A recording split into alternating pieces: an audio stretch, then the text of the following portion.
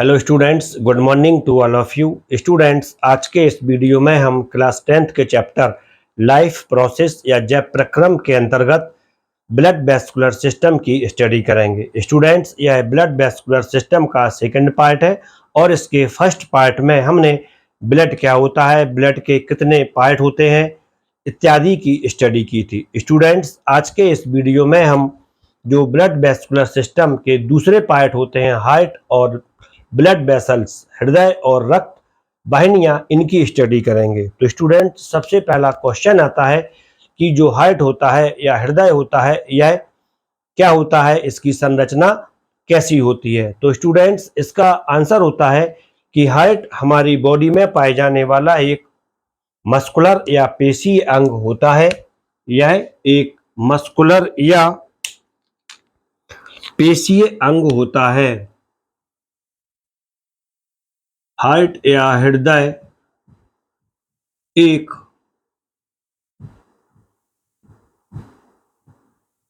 पेशीय या मस्कुलर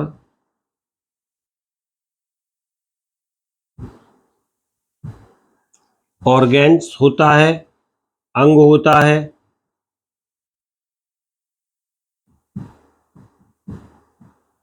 जो ब्लड के लिए हमारी बॉडी में पंप करता है, जो ब्लड के लिए संपूर्ण शरीर में पंप करता है या प्रवाहित करता है। अब क्वेश्चन आता है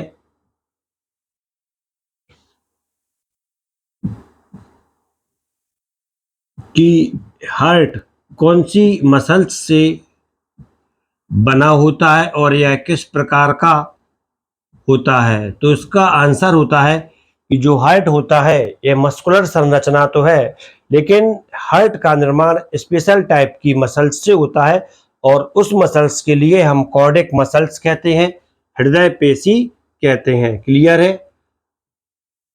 हार्ट का निर्माण कार्डियक मसल्स से होता है या हृदय पेशियों से होता है। अब क्वेश्चन आता है कि हार्ट का निर्माण कार्डियक मसल्स या कार्डियक पेशियों से ही क्यों होता है। तो ये एक स्पेशल प्रकार की मसल्स होती हैं जो कि नेचर से अनैच्छिक होती हैं, इनवॉलेंटरी होती हैं और ये काफ़ी लंबे समय तक बगैर किसी थकावट के कार्य कर सकती हैं। इन पर हमारी इच्छा का कंट्रोल नहीं होता है। इसकी स्टडी आप ऊतक वाले चैप्टर में करेंगे, 9th में आपने की होगी टिश्यू वाले चैप्टर में। अब क्वेश्चन आता है कि जो हमारी बॉडी है, हायर एनिमल्स की बॉडी है, इनमें पाए जाने वाला हार्ट किस प्रकार का होता है। तो आप इसको बोलेंगे कि हार्ट मस्कुलर होता है। ये बात क्लियर है कि हार्ट मस्कुलर होता है, लेकिन हार्ट जो पंपिंग शुरू करता है, धड़कना शुरू करता है, इसके लिए एक इम्पल्स भेजा जाता है, एक इलेक्ट्रिक तरंग भेजी जाती है। और ये तरंग कहाँ से आती है, या इलेक्ट्रिक इम्पल्स आ रहा है या कोई दूसरा केमिकल सब्सटेंस आ रहा है जैसे एसिटिल कोलिन, इस आधार पर हार्ट कई प्रकार के होते हैं। तो जो हमारी बॉडी होती है, हमारी बॉडी में हार्ट का जो कंट्रैक्शन होता है, संकुचन होता है, वह एक स्पेशल ऑर्गेन्स होता है, साइनो ऑरिकुलर नोड SAN से प्रारंभ होता है। और ऐसे हार्ट जिनमें हार्ट की वर्किंग या संकुचन या कंट्रैक्शन SAN के इम्पल्स से शुरू होती है, वो मायोजेनिक हार्ट कहलाते हैं। तो क्लियर है कि हमारी बॉडी में पाए जाने वाला हार्ट, या हम बोल सकते हैं कि जो मैमेलियन हार्ट होता है, स्तनधारियों का हार्ट होता है, वह मायोजेनिक प्रकार का होता है, क्योंकि इनमें जो हार्ट बीट होती है, हृदय स्पंदन होता है, इसकी शुरुआत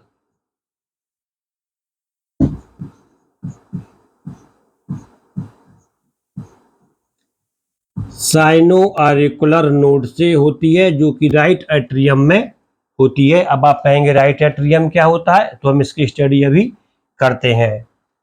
की शुरुआत SAN साइनो आरिकुलर नोड के द्वारा होती है। क्लियर हो जाता है कि हमारा हार्ट इस प्रकार से होता है। अब क्वेश्चन आता है कि हमारी बॉडी में हार्ट कहाँ पर स्थित होता है, क्या इसकी सुरक्षा के लिए, प्रोटेक्शन के लिए कोई स्पेशल अरेंजमेंट होता है? तो इसका आंसर है हाँ, कि हमारी बॉडी में जो हार्ट होता है, आप जानते ही होंगे कि बॉडी कैविटी कितने पार्ट्स में डिवाइड होती है। तो इसी आधार पर मैं इसको डायरेक्ट बता रहा हूं कि जो हार्ट होता है, हार्ट हमारी बॉडी में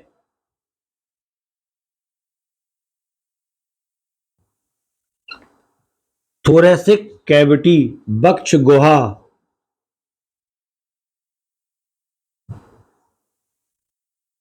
थोरैसिक कैविटी वक्ष गुहा की एक कैविटी या गुहा में, जिसे पेरिकार्डियल कैविटी कहते हैं, में पाया जाता है।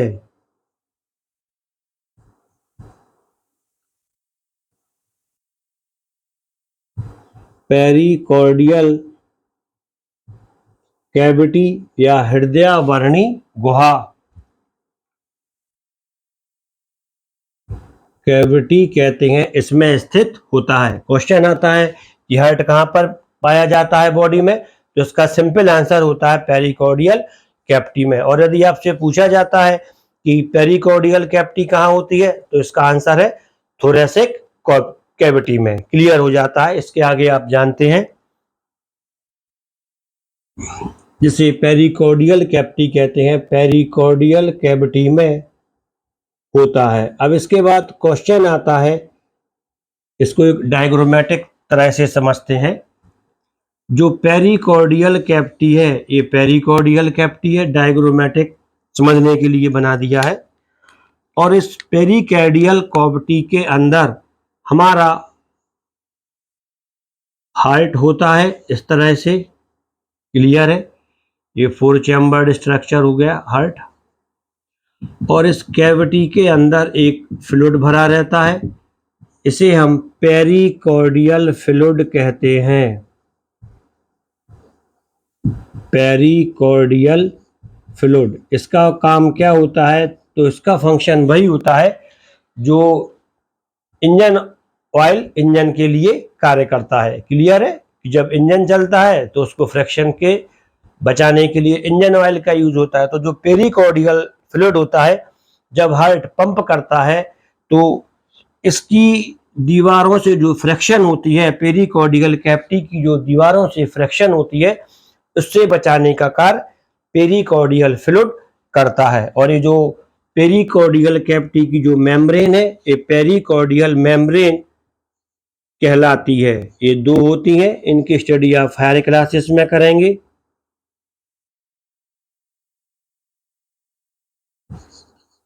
क्लियर हो जाता है। और ये पेरिकार्डियल कैविटी किसका पार्ट होती है? थोरैसिक कैविटी का। थोरैसिक कैविटी में थोड़ा और यहाँ पे बता देता हूँ। थोरैसिक कैविटी के आसपास पल्मोनरी कैविटी उपस्थित होती है, जिसमें फेफड़े उपस्थित होते हैं। ये पल्मोनरी कैविटी है। और इस पल्मोनरी कैविटी के अंदर लंग्स होते हैं, दोनों तरफ इसमें लंग्स होते हैं। तो ये हमारी बॉडी में जो हार्ट की पोजीशन होती है, ये क्लियर हो जाती है। और इसके ऊपर रिब्स या पसलियों का बना ढांचा होता है, स्टर्नम भी होता है, जो कि हार्ट को स्ट्रांगली प्रोटेक्ट करता है, काफी मजबूती से इसको, इसकी हार्ट की रक्षा करता है। स्टर्नम काफी मजबूत होता है। इसके बाद क्वेश्चन आता है कि हार्ट की जो इंटरनल स्ट्रक्चर है वह कैसी होती है। तो स्टूडेंट्स, अब हम हार्ट की इंटरनल स्ट्रक्चर को देखते हैं। क्लियर हो गया है इतना टॉपिक। इसके बाद हार्ट का इंटरनल स्ट्रक्चर, इसकी स्टडी करने से पहले थोड़ा आपको एक चीज भी बता दें कि जो हार्ट होता है, इसमें ब्लड कहाँ से आता है, कहाँ से जाता है, जिससे कि आपके कॉन्सेप्ट और अच्छी तरह से क्लियर हो जाते हैं। तो थोड़ी डिस्कशन हम यहाँ पर भी करते हैं। तो अगला टॉपिक है हार्ट इंटरनल स्ट्रक्चर।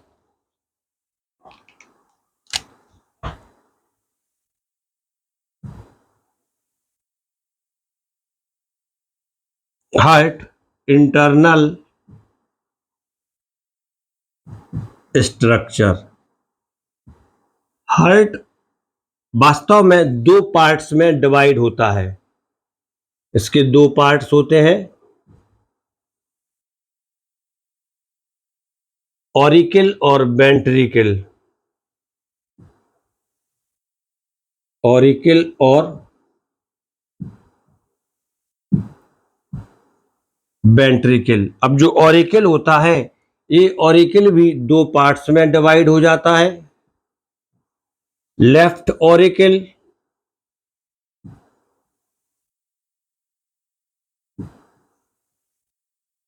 और राइट ऑरिकल, आलिंद। ऑरिकल इसके लिए बोलते हैं आलिंद, और वेंट्रिकल इसके लिए बोलते हैं निलय।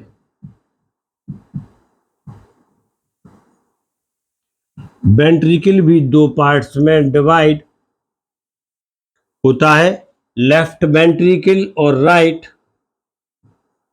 वेंट्रिकल।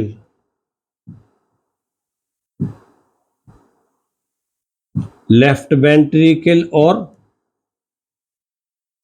Right ventricle. तो क्लियर है, हार्ट में टोटल चार पार्ट्स हो जाते हैं, 4 पार्ट्स हो जाते हैं, 2 ऑरिकल और 2 वेंट्रिकल्स। क्लियर है। इसको हम इस तरह से सिंपल वे में ड्रॉ कर सकते हैं। काफी छोटा हो गया ये।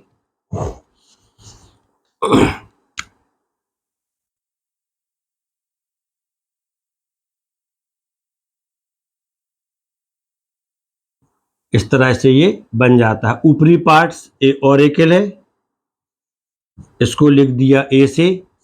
ये वेंट्रिकल है, ये लेफ्ट, उल्टा होता है, a left auricle, left ventricle, right auricle, right ventricle. Clear हो जाता है। तो स्टूडेंट्स, हार्ट का जो लेफ्ट पोर्शन होता है, इसमें प्योर ब्लड होता है, और वेंट्रिकल से ही जो ब्लड होता है, वेंट्रिकल से जो लेफ्ट पोर्शन है, यहां पर ये होता है प्योर ब्लड। इसको रेड से कर दिया है, तो रेड मीन्स इस साइड होता है प्योर ब्लड।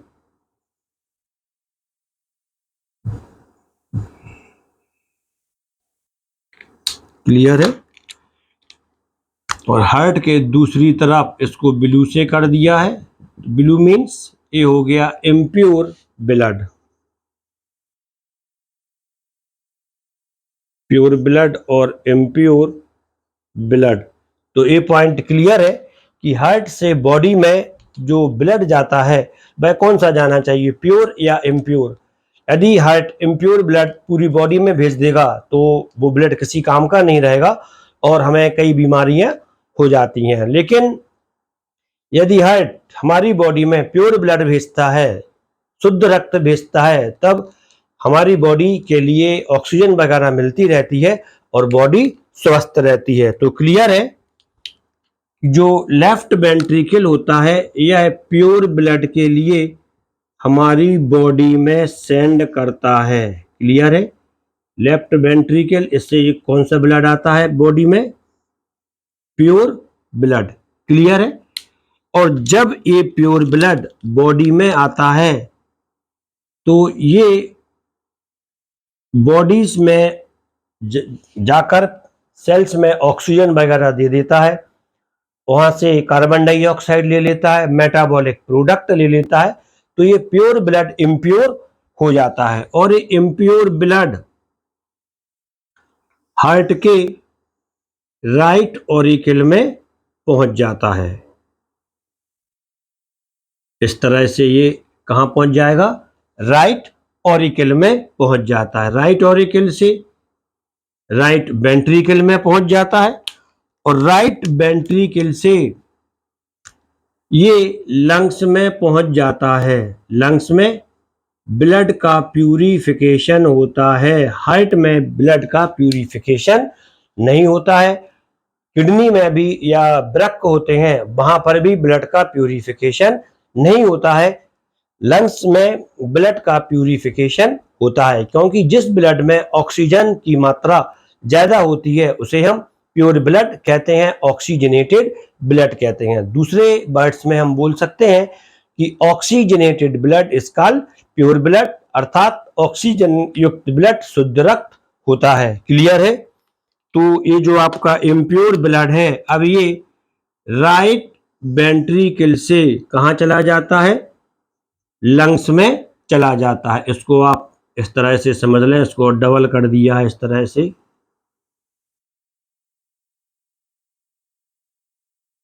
राइट वेंट्रिकल से लंग्स में चला जाता है। यहाँ पर रेस्पिरेशन में हम ऑक्सीजन लेते हैं, तो वो ऑक्सीजन ब्लड में चली जाती है और ये ऑक्सीजनेटेड ब्लड अब किस में आ जाता है? लेफ्ट ऑरिकल में। और ये ब्लड कैसा होता है? प्योर। तो क्लियर है? इस तरह से हार्ट के पार्ट्स में प्योर और इम्प्योर ब्लड होता है। तो यहाँ पे आपका एक कॉन्सेप्ट और क्लियर हो जाता है कि प्योर ब्लड, वे रक्त वाहिनियां जो प्योर ब्लड ले जाती हैं वो आर्टरी या धमनी कहलाती हैं, अर्थात वे ब्लड वेसल्स जो हार्ट से प्योर ब्लड शरीर के डिफरेंट पार्ट्स के लिए ले जाती हैं, आर्टरी या धमनी कहलाती हैं। अभी इसकी स्टडी हम ब्लड वेसल्स में करेंगे। और जो ब्लड वेसल्स बॉडी से इम्प्योर ब्लड हार्ट से शरीर के डिफरेंट पार्ट्स में, उल्टा हो गया, यहाँ पे आपको थोड़ा ध्यान देना है, गलती कर गया यहाँ पे। और वे रक्त वाहिनियां जो अशुद्ध रक्त को हार्ट की ओर लाती हैं वो क्या कहलाती हैं? वेन्स या सिराएं कहलाती हैं। इसमें थोड़ा सा ध्यान रखना है। ये इम्प्योर ब्लड कहां से आ रहा है? Body to heart. Impure blood कहां से आ रहा है? बॉडी टू हार्ट आ रहा है।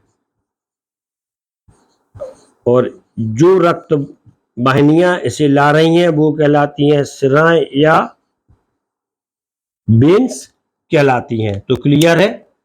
ये सिंपल जो हार्ट का स्ट्रक्चर था, ये आपका पॉइंट यहाँ पे क्लियर करना जरूरी था। अब हम इसके स्ट्रक्चर को देखते हैं जो कि काफी सरल है। अब इसको यहां से रफ करते हैं। एक कॉन्सेप्ट काफी सरल था। आपने धमनी और जो सिराएं होती हैं उनकी सिंपल डेफिनेशन भी यहाँ पर स्टडी कर ली है, इसको समझ लिया है। अब देखते हैं हार्ट का स्ट्रक्चर। पहले एक डायग्रामेटिक बनाते हैं। डायग्रामेटिक हार्ट का स्ट्रक्चर ही बनाते हैं डायरेक्ट। आपको एक हल्का सा टी बनाना है इस तरह से।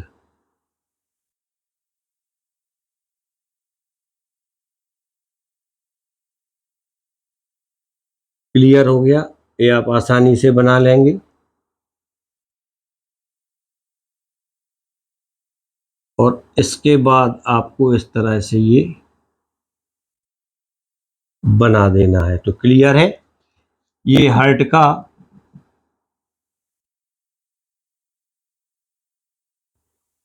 ऊपरी पोर्शन बन जाता है। अब आपको इसका निचला पोर्शन बनाना है। तो आपको इसका निचला पोर्शन बनाने में भी कोई प्रॉब्लम नहीं आएगी। क्लियर है? ये आपका लेफ्ट लेफ्ट बोल दिया। ये आपका लेफ्ट ऑरिकल है, ये लेफ्ट वेंट्रिकल है, राइट ऑरिकल और राइट वेंट्रिकल। क्लियर हो जाता है कि जो हृदय है, हृदय चार कक्ष की एक संरचना होती है। Left auricle, left ventricle, right auricle और राइट वेंट्रिकल। क्लियर है। इसमें से अब सबसे पहले हम देखते हैं कि इनकी जो मसल्स है, जिसे हम बाल भी बोल सकते हैं, इसको क्या कहते हैं। तो ये जो बाल है आप देखते हैं, एक इसके बीच में है, यहाँ पे ऑरिकल और वेंट्रिकल के बीच में, इसे हम बोलते हैं, इस बाल के लिए जब भी ये बीच में है तो इसको बोलते हैं इंटर ऑरिकुलो या inter auricular ventricular, auriculo ventricular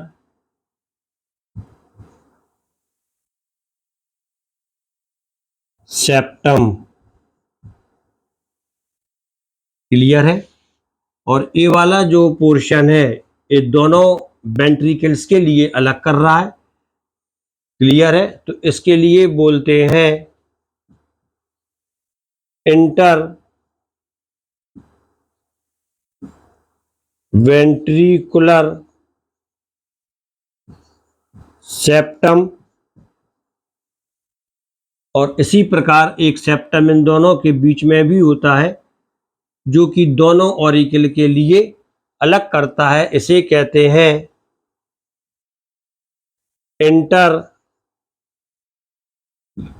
auricular septum या पट। क्लियर हो जाता है। अब आपको थोड़ा सा ध्यान देना है, यहां पर लिखना है बायां और यहां पर लिखना है दाहिना। एक मैनोमिक्स है, जिससे कि आपको और भी कुछ कॉन्सेप्ट क्लियर होते हैं। बायां, इसमें दो वर्ड्स है, तो यहां पर दो वर्ड्स आता है शुद्ध। दाहिना, इसमें तीन वर्ड है, तो तीन वर्ड वाला इसमें आता है अशुद्ध। क्लियर है। इसका मतलब है बाईं ओर जो ब्लड है वह प्योर ब्लड है, और दाहिनी ओर जो ब्लड है वह इम्प्योर ब्लड है। क्लियर हो जाता है। इसके बाद जो बाईं ओर का इंटर ऑरिकुलो वेंट्रिकुलर सेप्टम है, इसमें एक छिद्र होता है, और जिस छिद्र के द्वारा लेफ्ट ऑरिकल लेफ्ट वेंट्रिकल से जुड़ा होता है, इस छिद्र या अपर्चर के लिए हम कहते हैं ऑरिकुलो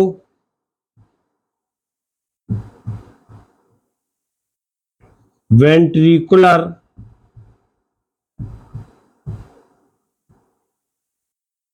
वेंट्रिकुलर अपर्चर। क्लियर है। और इस अपर्चर पर बाइकॉस्पिड बाल्ब पाया जाता है। बायां शुद्ध, और शुद्ध के साथ इसमें दो आया है, दो के लिए आता है बाई। यहां पर तीन है, इसके लिए आता है ट्राई। अपर्चर होता है, इस पर कौन सा बाल्ब पाया जाता है? बाइकस्पिड बाल्ब। इस पर बाइकस्पिड बाल्ब पाया जाता है। क्वेश्चन आता है कि ये बाल्ब क्या होते हैं?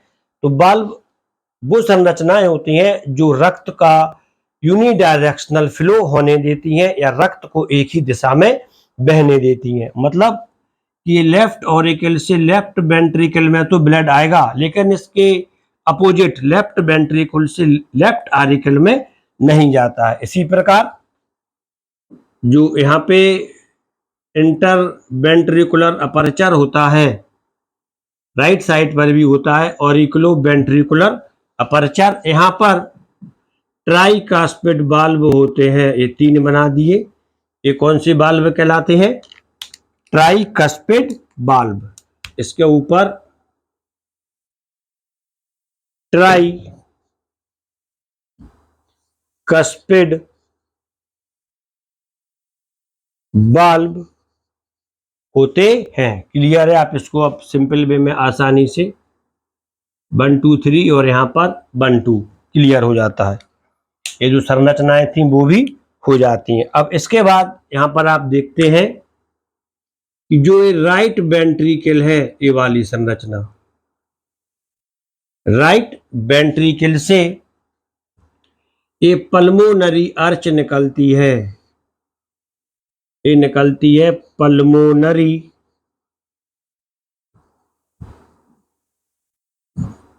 आर्च।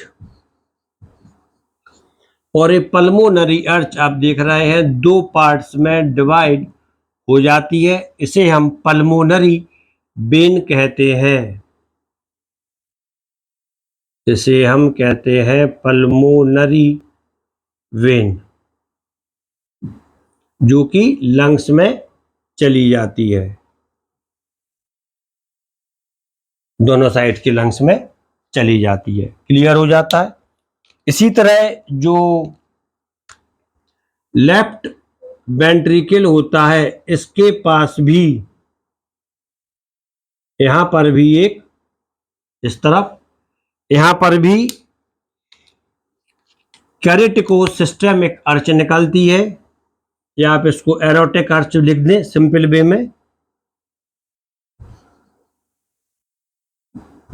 कैरेटिको सिस्टेमिक आर्च निकलती है, और एक कैरेटिको सिस्टेमिक आर्च इसके पीछे से घूम जाती है इस तरह से,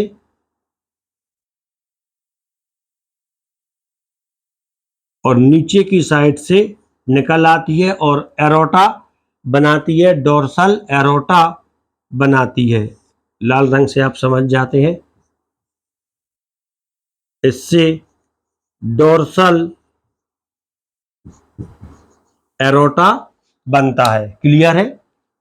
और इन दोनों संरचनाओं पर, पल्मोनरी आर्च पर और कैरेटिको सिस्टेमिक आर्च पर, सेमी ल्यूनर बाल्ब पाए जाते हैं। इसके ऊपर सेमी ल्यूनर बाल्ब या अर्धचंद्राकार बाल्ब पाए जाते हैं, जो कि ब्लड को वेंट्रिकल से बॉडी में तो जाने देते हैं, लेकिन वापस नहीं आने देते हैं। तो ये क्लियर हो जाता है, हार्ट की काफी ज्यादा संरचना, स्ट्रक्चर बन चुकी है। अब एक क्वेश्चन आता है, जैसा आपको पहले बताया था कि राइट ऑरिकल, इस राइट ऑरिकल में इम्प्योर ब्लड आता है, और ये इम्प्योर ब्लड मुख्यतः 2 वेन्स के द्वारा आता है।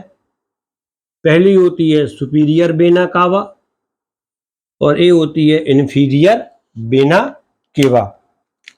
पहली वाली है सुपीरियर वेना केवा, ऊपर वाली ये है सुपीरियर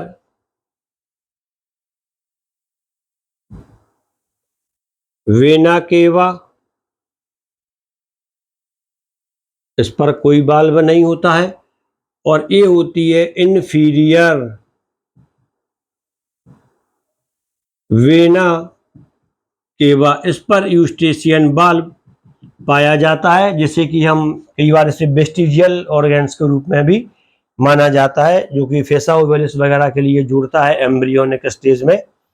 तो ये इन्फीरियर वेना केवा, इस पर यूस्टेशियन बाल्ब पाया जाता है। इसी प्रकार जो बाइकास्पिड बाल्ब है, ये लिखा है बाइकास्पिड बाल्ब, इसके लिए मिट्रल बाल्ब भी कहते हैं। बाइकास्पिड बाल्ब का दूसरा नाम मिट्रल बाल्ब होता है। क्लियर है? इसकी संरचना मैं बता चुका हूं। और इसके बाद जो लंग्स से प्योर ब्लड आता है, वह पल्मोनरी वेन्स से आता है। तो ये पल्मोनरी वेन्स है, जो कि हार्ट में हार्ट के राइट ऑरिकल में 4 जगह खुलती हैं। ये होती है पल्मोनरी वेन्स। क्लियर है? जो आपका जो लेफ्ट साइड है, इस साइड का जो ब्लड है, ये पूरा ब्लड प्योर ब्लड है। इस तरफ का ब्लड प्योर ब्लड रहेगा टोटल। इस तरह से इसको थोड़ी आप समझने के लिए बना लें। और जो लेफ्ट साइड का ब्लड होता है इस तरफ वाला, ये लेफ्ट साइड वाला ब्लड कौन सा ब्लड रहेगा, इसको ब्लू से कर दिया, ये इम्प्योर ब्लड होता है। क्लियर है?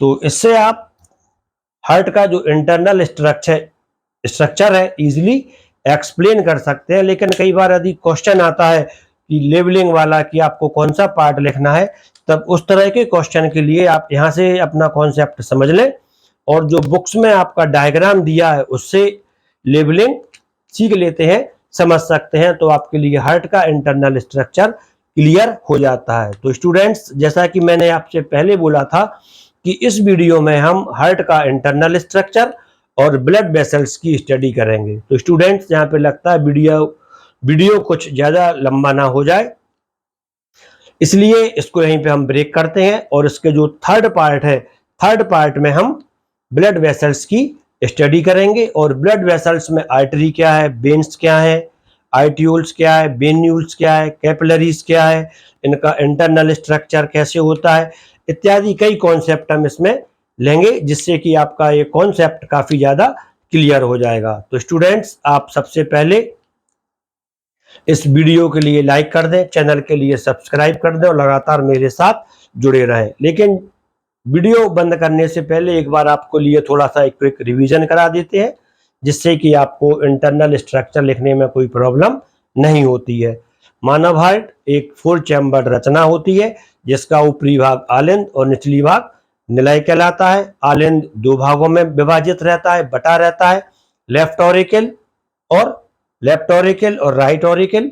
इसी प्रकार निलय भी 2 पार्ट्स में डिवाइड होते हैं, वेंट्रिकल्स भी 2 पार्ट्स में डिवाइड होते हैं, लेफ्ट वेंट्रिकल और राइट वेंट्रिकल। ऑरिकल के बीच की जो दीवार होती है उसे हम इंटर ऑरिकुलर सेप्टम कहते हैं, और वेंट्रिकल के बीच की जो ये दीवार होती है इसे हम इंटर वेंट्रिकुलर सेप्टम कहते हैं। आलिंद और निलय के बीच की जो दीवार होती है इसे इंटर ऑरिकुलो वेंट्रिकुलर सेप्टम कहते हैं, चाहे ये लेफ्ट ऑरिकल में हो और लेफ्ट वेंट्रिकल के बीच में हो, चाहे राइट ऑरिकल और राइट वेंट्रिकल के बीच में हो।